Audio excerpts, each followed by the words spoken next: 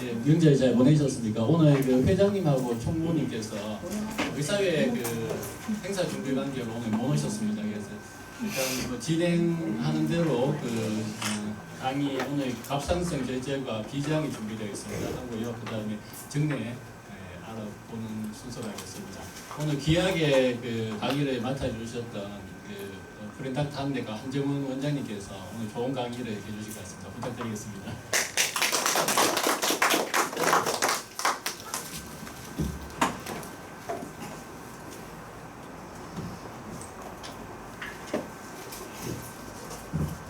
늘 뒤에서 좋은 강의 듣기만 하다가 앞에 나오니까 좀 떨립니다. 제가 조변 총무님한테 부탁을 받은 거는 갑상선 결절에 대해서 두 분에 나눠서 얘기를 하라고 이제 부탁을 받아서요. 지금 오늘 첫 번째는 K 디라스에 따른 FNN의 평가와 FN에 대해서 말씀드리고, 두 번째는 사이로이드를 보실 때 이제 같이 또 보시게 되는 게 림프노드하고 컨제니탈하게 이제 메스처럼 많이 지키는 아노말리들을 두 번째는 정리해드리고요.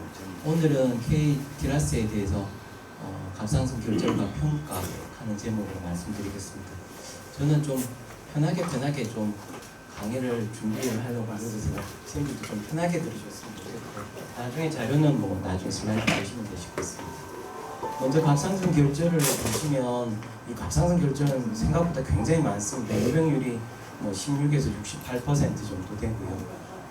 그래서 굉장히 많다는 걸 선생님들이 아시고 환자분들 할 때 좀 안심시키시고 사이로이드를 보시면 될 거고요. 나이가 증가하면서 증가하고 특히 40세 이상의 보고에 따라서는 50%가 넘는다는 얘기도 있습니다. 주로 여자한테 많고요. 50%한테 가는데 결국 문제는 이제 갑상선 암의 빈도가 한 7에서 10% 정도 된다는 거죠. 먼저 갑상선 구조 보시면 양쪽에 사이로이드 노브 있고요. 위에 하이오이드 본, 사이로이드 카틸리지 있고, 피라미달 로브가 여기 있고요. 혓부가 있고, 양쪽에 좌측 위협으로 구성되어 있습니다.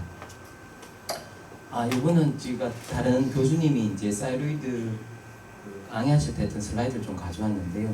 이게 1967년도에 후지모토라고 일본에서 사이로이드에 이제 초음파를 처음 이렇게 적응을 해서 진단을 할 때 했던 원리, 기계 원리입니다. 2단계 초음파가 지금 이렇다는 거고요. 실제 기계 모습이 환자가 이렇게 누워있고 아주 물을 채우는 아주 큰 바가 있고 이래가지고 초음파를 봤습니다. 그래서 받는 이제 결과가 이래 나오고요. 이런 것들이 솔리드나 하거나 말리그너시 거심이 된다라고 그렇게 이제 진단을 했는데, 현재는 어떠냐 하면 이렇죠. 선생님들 가지고 계신 초음파가 이렇고요. 이미지가 이렇게 됩니다. 이 퀄리티가 하늘과 땅 차이처럼 됩니다. 결국 이런 기술의 발전들이 어떤 결과를 가져왔느냐 하면 사이로이드 캔서의 인시던스와 모탈리티를 한번 보시게 되면 이거 조고현 선생님이 2013년도에 사이로이드제 발표했는데요. 급격하게 이게 캔서 사이로이드가 확률이 높습니다. 근데 대부분 다 파필라리 캔서입니다. 폴리큘라 그런 거는 큰 변동이 없고요. 파필라리가 급격하게 늘었고, 또 그걸 보시면 사이즈별로 보시면 대부분이 1cm 미만 되는 마이크로 파필라리 캔서입니다. 그러니까 이 초음파가 발전이 되면서 이게 파필라리 사이로이드 캔서가 초음파에 더불어 많이 발견이 됐다는 거고요. 그러면 결국은 이게 모탈리티하고 연관이 있는가 보니까 이 사이로이드 캔서의 빈도수는 굉장히 늘었는데도 불구하고 환자가 사망률은 거의 변동이 없습니다. 그래서 이거 캔서가 이렇게 발견도는 높은데 사망률이 높아지지 않는다. 이건 뭐 문제가 있지 않는가, 이건 너무 우리가 과잉하고 있지 않는가 하는 그런 의문이 들기 시작했고요. 그래서 2010년도하고 2014년도에 일본의 후마 병원이라고 일본에서 이제 사이로이드를 가장 많이 보는 병원 중에 한 곳에서 이 마이크로 파필라리 캔서, 그러니까 뭐 메타스테이시스도 없고 그냥 마이크로 파필라리 캔서를 옵저베이션 하면서 경고를 한번 봤습니다. 보니까 시간이 지나도 크기가 커져지지 않더라. 마이크로 파필라리가 커지네, 3mm 이상 커지는 게 뭐 4에서 8%, 10년 넘었는데 별로 안 커지더라. 그리고 두 번째 이게 보니까 뭐 림프노드 이런 데 전이되는 것도 거의 뭐 많이 없더라. 그래서 결국 임상적으로 문제가 되는 경우가 잘 없더라. 뭐 그렇다면 이 마이크로 칼시노마도 그냥 놔둬도 안 되겠나 하는 그런 것들이 나왔고요. 이게 최근에 우리 몇 년 전에 우리나라에 들어올 때 파필라리 사이로이드 캔서 그냥 수술하지 말 놔두자마 하는 그런 이제 근거가 됐던 논문들이 이런 것들입니다. 자, 그래서 이제 지금 이런 결과가 나오면서부터 한번 갑상선 결절을 옛날에는 발견되면 수술하고 다 치료했는데 이게 다 필요하냐? 다시 말해서 이 갑상선 결절이 있다 하더라도 위험성을 평가해가지고 위험이 될 만한 것들만 FNA 하고 또 FNA 해가지고 위험이 될 만한 것만 수술하자. 결국은 이제 리스크 스트래티피케이션을 해야 되겠다 하는 것들이 나오게 됐고요. 그래서 이제 지금 최근까지 갑상선 치료의 가이드라인의 변화를 보시면 2000년대 이제 갑상선 초음파가 발견되면서 갑상선 빈도가 늘어나고 해서 2007년도에 우리나라 갑상선 합해서 결절 첫 이제 진료 가이드라인이 나왔고요. 그게 2010년도, 14년도 구마스 다이트 나오면서 이 가이드라인이 이제 큰 변화를 겪습니다. 다 뭐 결절 있으면 다 FNA 해가지고 수술하자 이게 아니고 스트래티피케이션에서 위험되는 것들 체크해가지고 FNA 하고 그래서 위험도에 맞춰가 수술하자. 그리고 그것이 이제 2016년도 ATA 가이드라인이 나왔고요. 거기에 따라서 우리나라에서도 이 가이드라인이 나오면서 이제 가장 큰 거는 리스크 스트래티피케이션입니다. 어느 정도 위험하냐, 위험한 거에 따라서 우리가 치료를 하자. 그렇게 하면 그 위험의 평가는 어떻게 할 것이냐, 그게 이제 그 다음에 나왔는 게 울트라소노로 우리가 위험을 평가하자. 그래서 코리안 사이로이드 이미징 앤드 리포팅 앤 데이터 시스템에서 KT라스카는 이 가이드라인을 만들었습니다. 오늘 강의 드릴 거는 요 KT라스에 대해서 말씀을 드리겠습니다. 요 원문은 뭐 구글이나 딴 데서 찾아보시면 원문을 다운로드 받으실 수 있어서 직접 읽어보셔도 되고요. 먼저 요점이 여기 다 들어있습니다.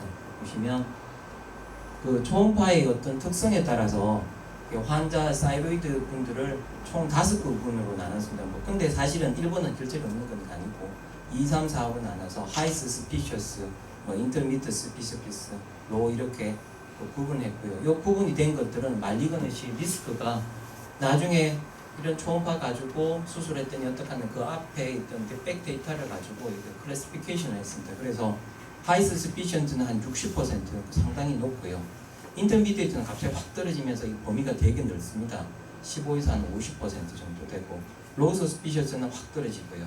그 다음에 비나인 같은 거는 뭐 아주 많이 낮고 해서 가장 문제가 된 거는 뭐 하이스 피센트나 인터미디에이트 서스피셔스인데 요거를 지금 글자로 이렇게 막 적어놓으니까 쌤들이 좀 복잡한데 이거를 도식화해 보면 이렇습니다. 먼저 사이로이드 결절을 두 가지 기준으로 먼저 크게 분류를 합니다. 첫 번째는 컨텐트가 어떠냐, 솔리드하냐, 시스틱하냐. 일단 솔리드, 시스틱 이걸로 하나 나눴고, 두 번째는 에코제네시티가 어떠냐, 이게 하이퍼에코기 하느냐, 아이소에코하기나 하이퍼에코기 하느냐, 이렇게 해서 크게 세 가지 그룹으로 나눴습니다. 보시면 가장 위험한 거는 하이퍼에코기하고 솔리드하는 것들이 위험하고요. 그 다음에 시스틱하거나 아이소에코나 하는 것들은 위험도가 상당히 낮아집니다. 그리고 뭐 퓨어시스트나 뭐 커메테사이린이나 스폰지폼 것들은 아주 리스크가 낮다 이렇게 구분했고, 그 다음 단계로 이제 서스피셔스 하는 것들을 이제 얘기를 했는데요. 그래서 보시면 자, 먼저 두 개로 먼저 사이드를 크게 분류를 하시고, 여기에서 그 말리그넌시에 좀 스페시픽하게 나타나는 것들 그게 세 가지입니다. 칼시피케이션 중에서 마이크로 칼시피케이션, 그 다음에 오리엔테이션의 non-parallel 모양, 그 다음에 스피큘레이트되는 마진의 모양, 요 세 가지로 해서 자, 솔리드하고 하이퍼 중은 일단은 리스크가 좀 있는 군이고, 여기서 서스피시한 게 있으면 하이 서스피셔스로 KT라스에서 5군, 4군, 그 다음에 파셜 시스틱하거나 아이소레이크거나 뭐 하이퍼에코하거나 일단은 리스크가 상당히 낮아지고, 여기에 리스크 말리건스 리스크하는 스페시픽한 패턴이 있으면 인터미디에이트 그룹 4로 빠지고요. 거기 없으면 이제 그룹 3로 빠집니다. 제일 가쪽에 퓨어시스트나 코메테사이나 스폰지폼은 우리가 초음파상으로 봐서도 이건 뭐 리스크가 거의 없겠다라고 구분할 수 있을 정도로 리스크 그래피케이션이 많았습니다.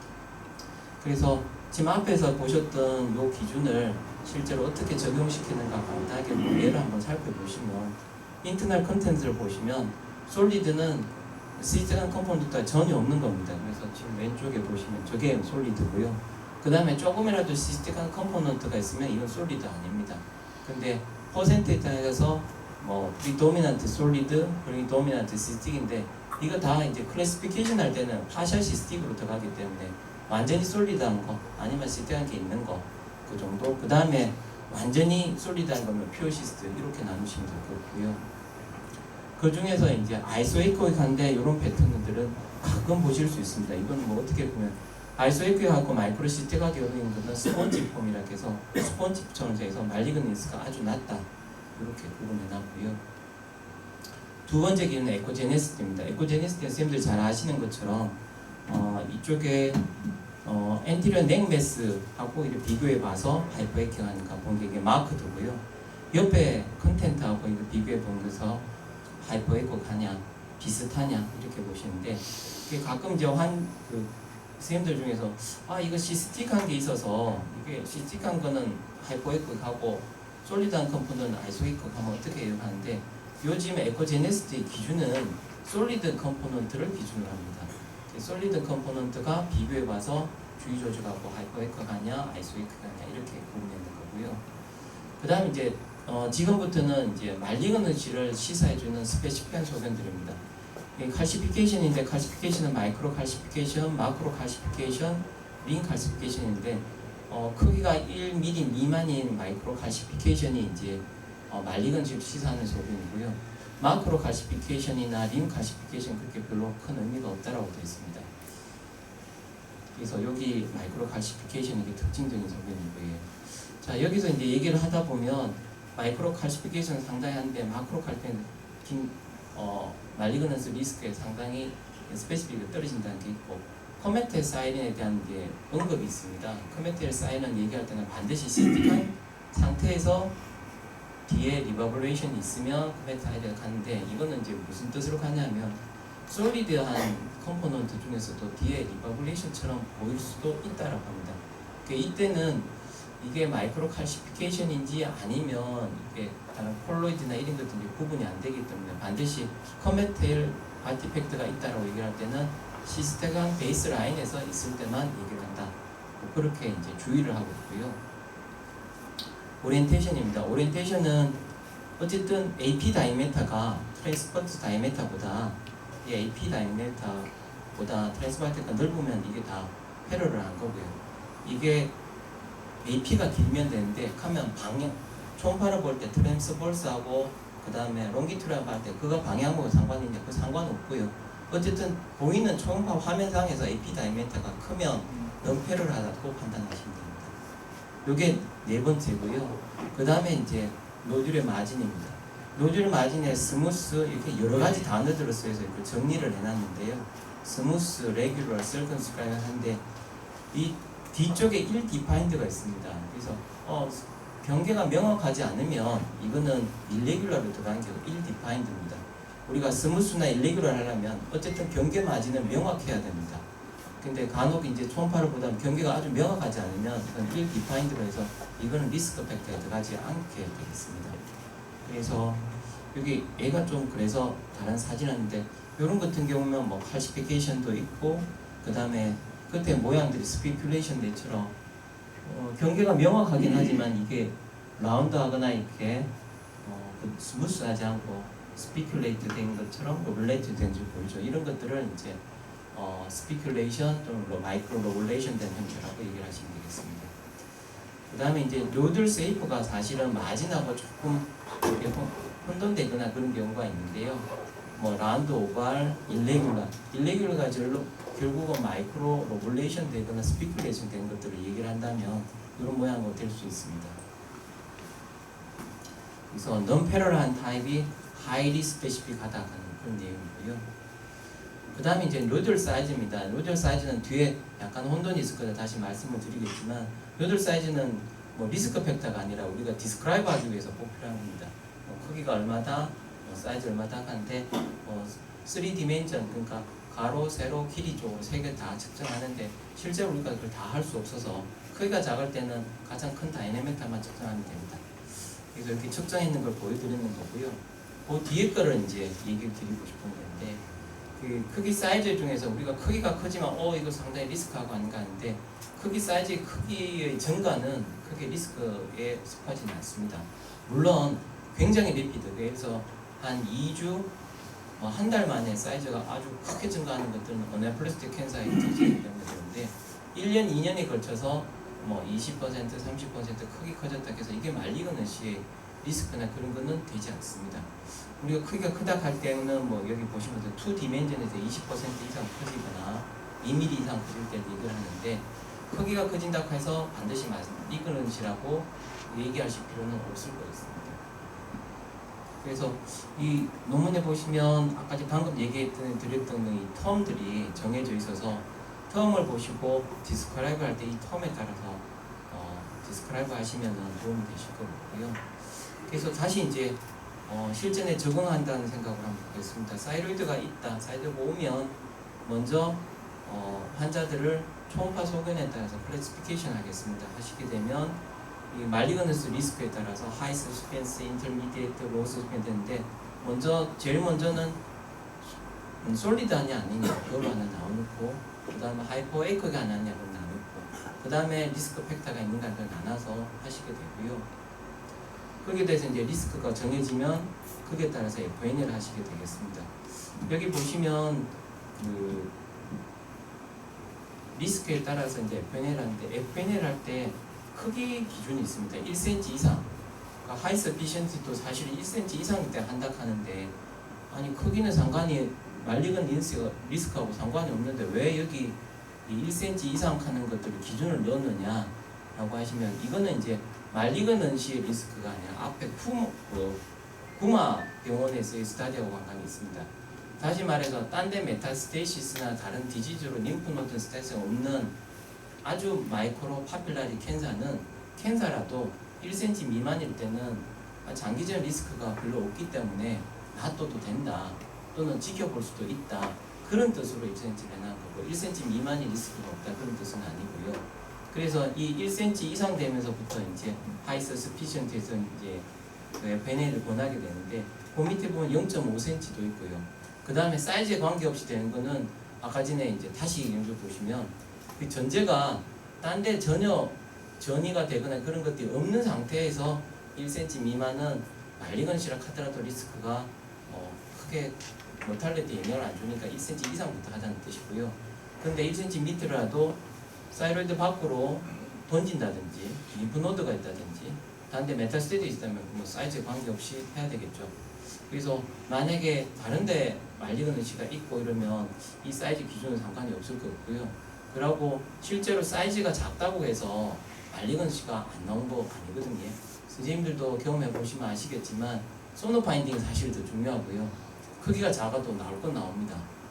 그래서 여기서 사이즈를 이제 1cm 이상으로 얘기를 해놓긴 해봤지만 실제로 우리 로컬에서 환자들을 볼 때 리스크에 보이면 1cm 미만이라 해서 아이고 지켜봅시다 하기는 상당히 간이 큰 상상은 아니면 하긴 좀 어려웠겠습니다. 그래서 FNL을 하시게 되고요.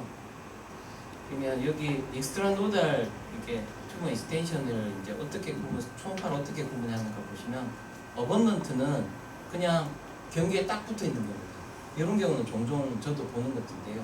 사실 이거를 이게 번졌다고 얘기하기는 좀 어는데 딱 붙어 있는 경우, 그 다음에 이거를 뚫고 나가는 경우가 프로트루전이 있고요. 그 다음 경계가 떨어지는 것은 디스럽션이고 제 경험으로는 캡슐 프로트루션이나 디스럽션은 이거 진짜 익스터널 사이로라고 맞겠는데 이 어번던트는 실제로는 아닌 경우가 또 많게 해서 이제 학생들이 주의 깊게 보시고 판단하셔야 되겠습니다. 자, 그 다음에는 FNL 진행을 했습니다. 리스크 스크래피케이션 하고 실제로 FNL을 했는데 FNL의 결과가 나온 걸 보면 이렇습니다. 베스타 시스템에 보면 총 이제 6가지로 Non-diagnostic, benign, 그 다음에 Atypia, Undetermined Significance, Follicular Neoplasm, Suspicious Malignancy 쭉 나오는데 여기서 이제 이 FNL 결과를 받으면 Suspicious Malignancy나 Malignancy는 고민이 없습니다. 수술하세요. 보내면 되니까 문제 없고 비나인 같은 경우도 괜찮습니다. 하는데 Non-diagnostic하고 AUS 요게 이제 문제가 되는데요.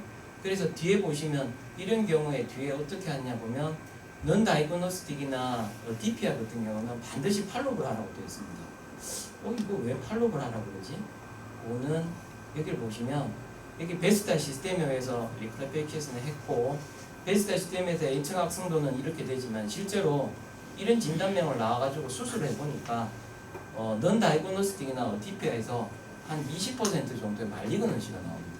이걸 리스크가 작은 게 아니거든요.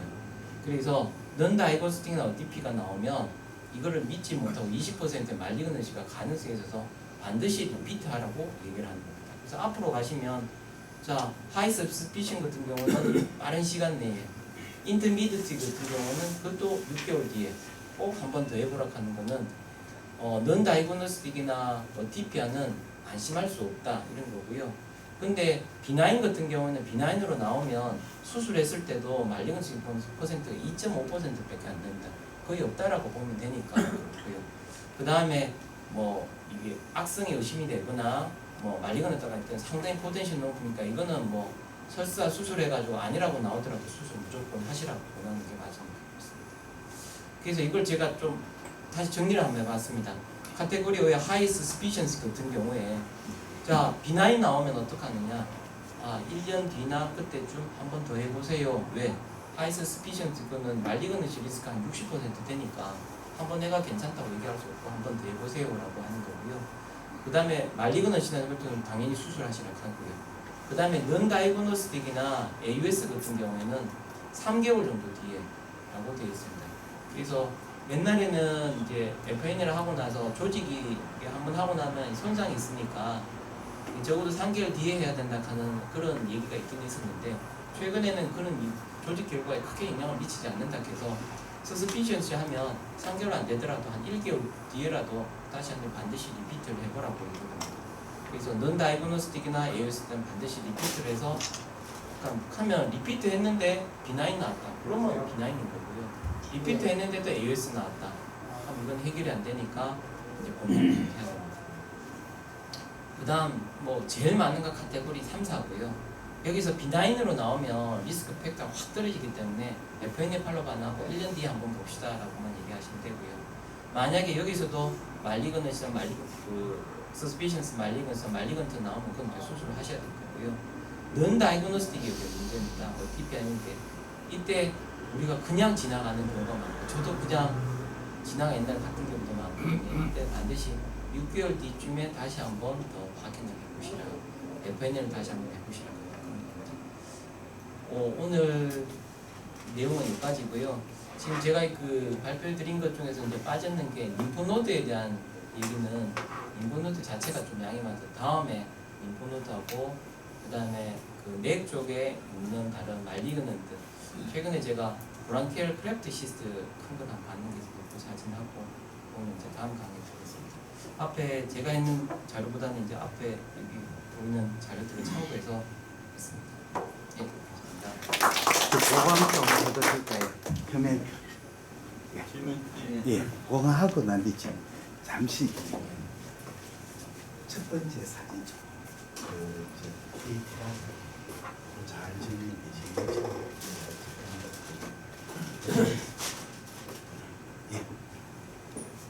예, 제가 잠깐만 보강하겠습니다. 케이트라드가 아주 잘 만들어져가지고 이제는 갑상선 질환할 때 모두 이 케이트라드에 따라서 우리가 매니지먼트 합니다. 근데 이제 케이트라드 강의를 잘 하시는데 요게 의미가 다 있습니다. 첫째는 우리가 갑상선 결절에서 하이포 에코가 굉장히 중요합니다. 저에코. 그 결절이 고에코가 결절이 암인 경우는 거의 없습니다. 갑상선에는요. 그러니까 일단 저에코가 제일 중요한 포인트다. 그렇죠? 그래서 여기 첫 번째 이제 하이 서스피션은 이 솔리드 하이포 에코이죠. 요 하이포 에코가 된다는 뜻은 우리가 암 세포가 정식하는 거죠. 정식하면 초음파의 페네트레이션이 굉장히 좋아집니다. 그렇게 폴리큐레스나 다른 데 생기가 이게 정식하면서 주위에 콜로이드를 없애고 세포가 이제 정식하면 초음파의 페네트레이션이 좋아져가 저에코겠죠. 그래서 솔리드 하이포에코에 여기에 보시면 서스피셔스 소견이 세 가지인데 이 서스피셔스 소견은 뭘 시사하느냐면 파피러리 캔서죠. 파피러 캔서. 파피러 캔서에서 우리가 톨러덴 와이드, 요새는 이제 톨러덴 안 하고 남페러를 하죠. 그 다음에 irregular spiculate 마진. 요거는 irregular spiculate는 우리가 파피러 캔서의 대부분은 우리가 캡슐이 없이 침륜형 이렇게 인베이시브 타입 파피러 캔서거든요. 우리가 여기에서 이야기하는 건 전부 다 인베이시브입니다. 그 다음에는 이제 마이크로 칼시피케이션, 요거는 사모마발입니다. 그래서 요에서 요로 들어가는 하이스 스피션, 케이티라드, 5번은 대부분 다 파피러 캔서입니다. 그것도 파피러 캔서 중에 인베이시브 타입 파피러 캔서죠. 우리가 우리나라에서 갑상선암은 거의 95%가 파피러 캔서고, 파피러 캔서의 90% 이상이 인베이시브 타입, 그러니까 캡슐이 없는 파피러 캔서를 의미합니다. 자, 여기서 이제 suspicious 소견이 없는 인터미디에이트 서스피션에 들어가는 거는 도대체 뭐냐? 첫째는 이제 우리가 파피러리 캔서 중에 엔캡슐레이트 된 파피러 캔서 있죠. 이렇게 파피러 캔서가 캡슐을 가진 그런 파피러 캔서가 있습니다. 요거는 그렇게 irregular margin, 뭐 spiculated margin도 없고, 또 이런 암들은 이 마이크로 칼시피케이션도 별로 동반하지 않습니다. 이런 암이 이제 여기 인터미디에이트 서스피션에 들어갑니다. 그 다음에 또 하나, 첫째는 여기에 들어가는 거는 그 캡슐레이티드 된 파피러 캔서. 두 번째는 뭐냐 하면 우리가 이제 그 폴리큘라 네오플라즘이 있습니다. 폴리큘라 네오플라즘은 에코가 대체로 이제 아이소 에코이거나 제에코인 경우가 많고, 드물게는 하이퍼 에코도 있습니다. 그러니까 인터미디에이트 두 번째는 폴리큘라 네오플라즘입니다. 세 번째 요 카테고리에 들어가는 것은 우리가 캔서 중에서 아나플라스틱 파피러 캔서입니다. 아나플라스틱 파피러 캔서는 물론 주위가 막 주위로 파묻어 들어간 게 인베이전 하지만 또 경우에 따라서는 안에 뭐 마이크로 칼시피케이션하고 마크로 칼시피케이션이 동반하죠. 그래서 이런 타입이 있습니다. 그 다음에는 또 드물게 메조리 캔서도 여기에 인터미디에이트 서스피션에 들어갑니다. 그러니까 인터미디에이트 서스피션 들어가는 캔서는 제법 많습니다. 그 다음에 여기에 딱 들어가는 거 보시면 두 파셜리시스틱, 요거는 뭐냐면 파피러리 캔서 중에서 시스트를 디제네이션을 동반하는 파피러 캔서가 있습니다. 그러니까 파피러 캔서는 원래 솔리드하고 시스틱 디제네이션 잘 안 일으키는 캔서죠. 딱딱한 암입니다. 그런데 어떤 놈은 시스틱 디제네이션 일으키기도 하고, 또 어떤 놈은 시스트 안에서 파피러 캔서가 growing 하는 놈이 있습니다. 그러니까 partially cystic에서 any suspicious 있는 요 yes 요 들어가는 거는 우리가 파피러리 캔서 중에서 시스틱 타입 파피러리 캔서입니다. 그 다음에 아이소 또는 하이퍼 에코에 결정했는데 any suspicion US picture 여기 이제 결국은 파피러리 캔서 중에서도 에코제니시티가 엔캡슐레이트 되고 파피러리 캔서 중에서도 일부가 이런 소견을 가지고 있을 수가 있습니다. 아이소 에코거나 하이퍼 에코를 할 수가 있습니다. 그건 드물죠.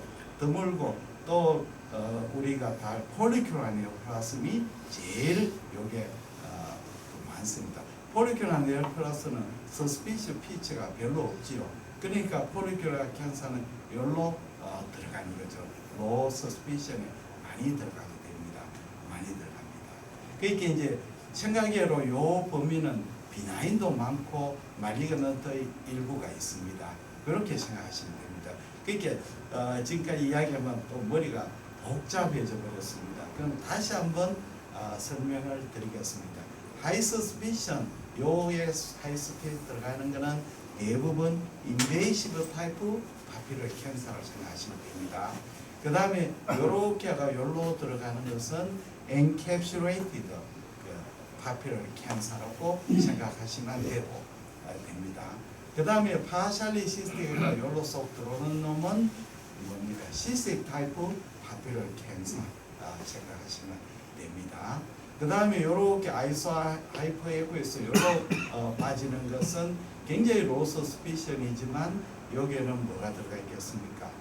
폴리큐라 네오플라스미 여기 들어가 있습니다. 또는 메듀러리 캔서도 여기 들어가 있습니다. 그렇게 생각하시면 됩니다. 무슨 뜻이지? 조금 어렵죠. 네, 다시 설명을 드리면 우리가 이 케이피라드에서 하는 것은 우리 여기 캔사에서 대부분 요거는 파피러리 캔사 인베이시, 나머지는 다양한 뭐 비나인도 있고 마리는도 섞여 있다고 그렇게 생각합니다. 그래서 학교에 갑상사학회 가면 선생님들이 정례 가와가지고 아 이게 비나인인데 FNA 해보니까 캔서가 나왔습니다. 그럼 이거는 당연하죠. 그거는 엔캡슐레이티드 파피러리 캔서죠. 엔캡슐레이트. 그렇죠. 엔캡슐레이트니까 스피치 혹여는 없는 거죠. 그건 캔서가 아니죠. 그리고 폴리큐라 베리언트 파피러리 캔서가 있습니다. 파피러리 캔서 중에 폴리큐라 스트럭처를 가지는 파피러리 캔서. 당연하게 초음파에서는 케이티라드의 하이스 스피치는 나오지 않죠. 그 다음에 아우스 이야기인데 아우스는요 이건 진짜 문제가 많습니다. 제가 옛날에 요새는 갑상선 환자가 별로 없지만 옛날에 많을 때는 정말 많이 해가지고 우리 병원에 보내는 병리 선생님이 아우스를 제법 많이 줘요. 그게 제일 스트레스죠. 아우스를 주면. 그래서 조금 그 케이스를 왕창 모아가지고 다른 병리 선생님한테 보내줬더니 놀라운 결과가 됐어요. 우리 저 병리 선생님 너무 스트라이커 존이 너무너무 좁아요. 그래서 스트라이커가 딱 고개 딱 들어와야 스트라이커예요. 약간만 빠지는 거는 스트라이커 안 줘요.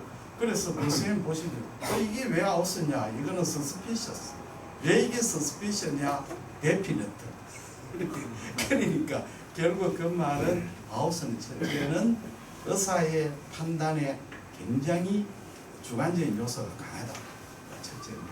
두 번째는 초창기에 하면 아웃스 굉장히 많이 나옵니다. 아웃스도 크게 나누면 우리가 스메어하거나 고정하거나 이럴 때 에라가 아웃스를 좌우합니다. 두 번째는 정말 아웃스밖에 나올 수 없는 경우가 있죠. 그게는 이제 우리가 세포 중에서 그런 이제 세포 림포사이트라든지 또는 아스칸지시엘이라든지 또는 폴리큐라 네오플라스미라든지 이런 거는 진짜 병리 의사들도 아웃을 낼 수밖에 없는 그런 점이 있습니다. 마지막으로 저는 늘 이야기합니다. 병리 의사가 저도 병리과에 동산병원 병리과에 가서 오브저베이션 하고 있는데 느끼는 것은 임상의사하고 병리의사하고 서로 착각을 일으키거든요. 병리의사는 임상의사 뭘 요구하느냐면 이 스페시멀 왕창 많이 떼주고 잘 씁니다. 그런데 임상의사를 병리에서 노하지만 내가 슬라이드를 좀 못하거나 스페시 나빠도 꼼꼼하게 열심히 봐주기를 바라죠. 근데 두 사람 다 동상이몽입니다. 병리과에 가보면 아침에 슬라이드가 산더미처럼 쌓였습니다. 그러니까 우리가 생각하기는 병리쌤은 엄청 꼼꼼하게 봐주실 것 같지만 그렇지도 않습니다. 스메아가 나쁘면 전부 다 아우스, 난다이로스로 넘어가 버립니다. 그러면 우리 병리 의사는 임상에서 최대한 병리 의사가 잘 보이도록 슬라이드를 스메아를 잘 해줘야 좋은 진단을 봅니다. 내가 아무리 잘해도 심판이 못 보면 유효타를 못 맞습니다. 월드컵에 옛날 그런 거 있었잖아요. 그 골을 마라도나가 손으로 집어했는데 전 세계 관중은 다 보고 노골을 했는데 심판을 못 받기 때문에 골인이 된 겁니다. 정말입니다. 그러니까 우리가 슬라이드를 만들 때 병리의사가 판독하기 좋게 아주 잘 서면을 잘 해줘야만이 병리의사가 판단을 점수를 잘 주지 우리가 잘못 서면하면 병리의사한테 아웃스나 난다이거스는 넘어가 버립니다. 예, 제가 저희 이야기를 가지고 감사합니다.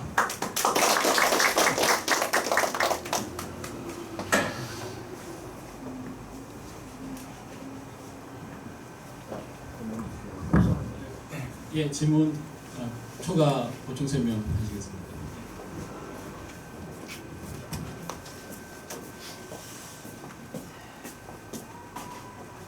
김보 원장님께서 잘 설명하셨는데 이게 이제 그 제가 세 가지 정도만 코멘트를 좀 더 붙이면 이게 이제 KT 라지 우리나라에서 나온 소노의 리스크 스태티케이션이고 이거보다 먼저 이제 ATA에서 이제 소노의 리스크 스태티케이션이 있거든요. 근데 그 두 개의 차이점은 ATA에 이제 빠진 부분이 이 부분입니다. 솔리드 하이포이포익 하면서 서스피셔스 피처가 이제 없는 경우 이게 ATA에 빠져 있거든요.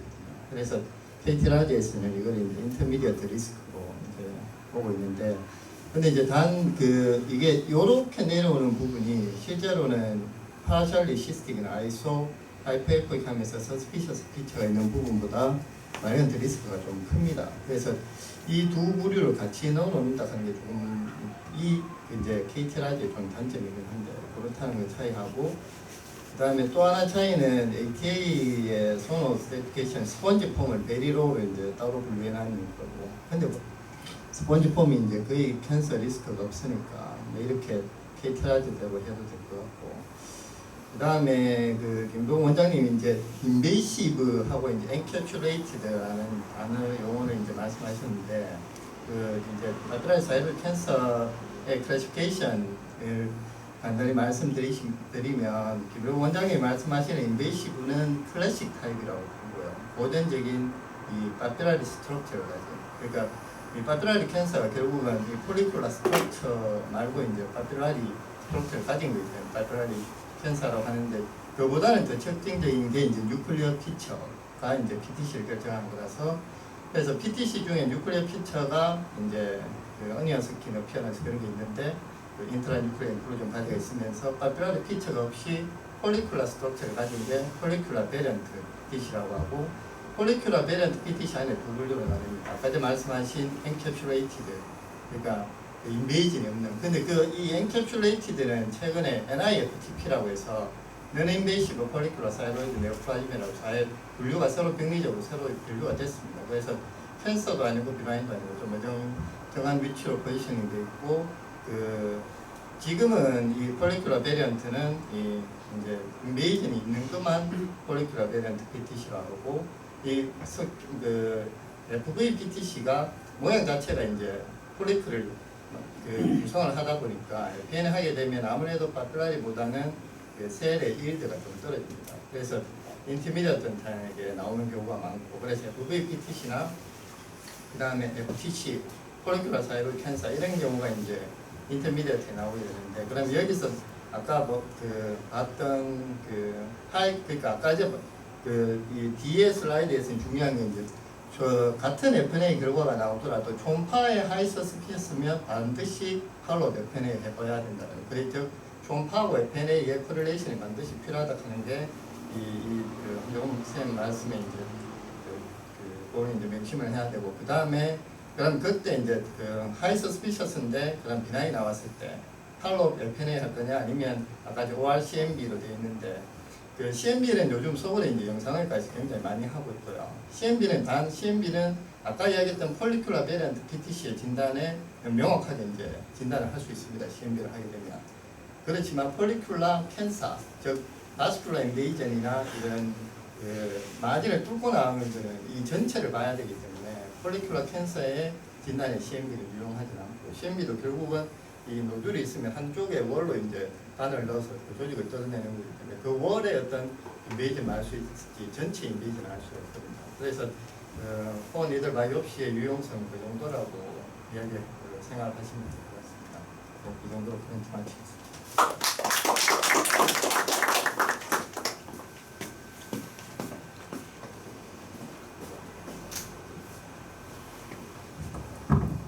더 질문이나 추가 코멘트 없으시죠? 오늘 첫 번째 시간이라서 다음 또 두 번째 강의에서도 또 좋은 내용이나 또 더 추가 코멘트 부탁드리겠습니다. 다음 두 번째 강의로 넘어가겠습니다. 오늘